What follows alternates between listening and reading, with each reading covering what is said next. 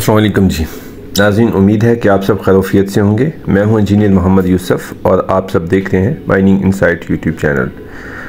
पिछले दिनों मुझे कोयटा जाने का इत्तफ़ाक़ हुआ और वहां पे हमारे एक बहुत ही प्यारे दोस्त और सीनियर माइनिंग इंजीनियर हैं, उनसे मुलाकात हुई।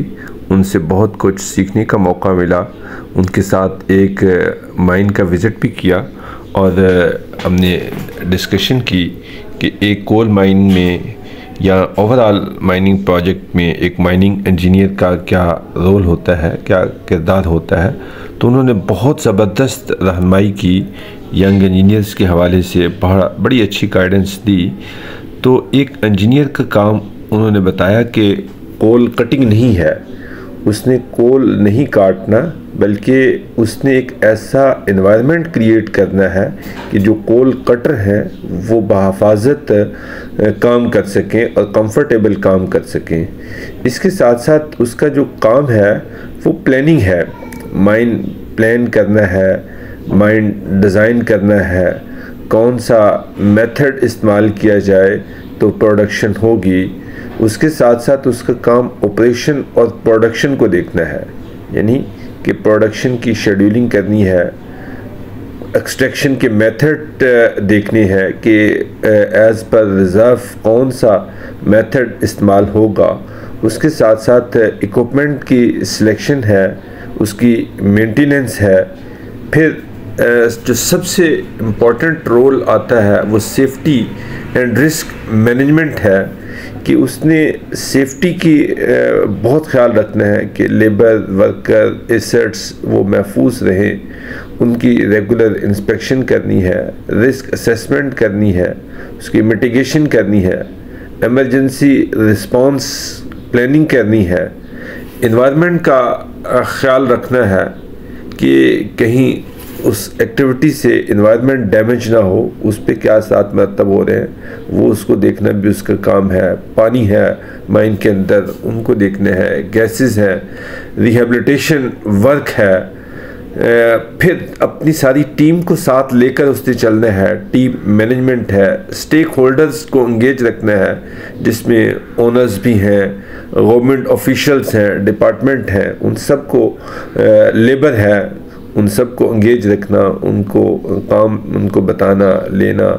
और रिपोर्टिंग एंड डॉक्यूमेंटेशन है, अगर खुदा न खास्ता को हादसा हो जाता है तो उसकी रिपोर्टिंग है।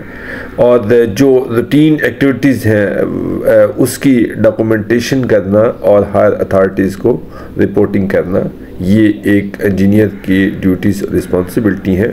तो आप ये माइन भी देख रहे हैं कि बड़ी खूबसूरत माइन है।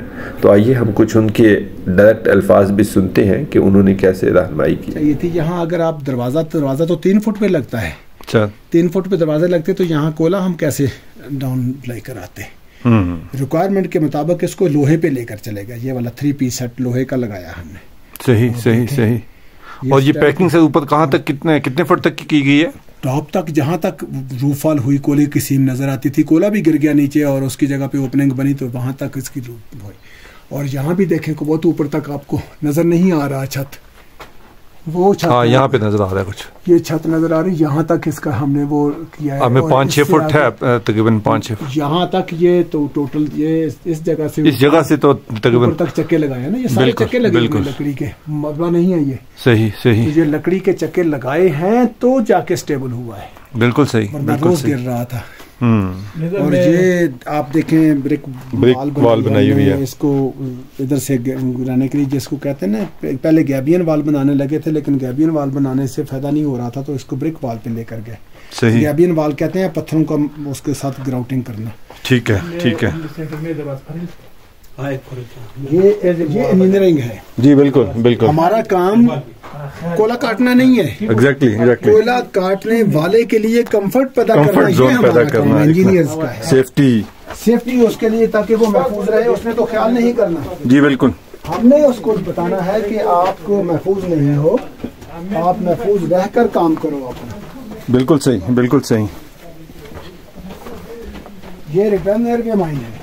सही सही। आपने इसका रिटर्न एयरवे का जो देखी है सूरत हाल, देखे कोई गर्माइश तो मिली नहीं ना आपको? नहीं।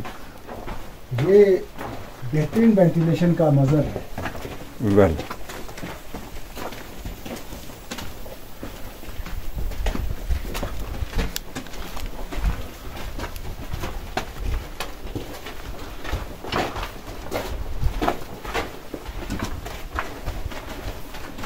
आपको पसीना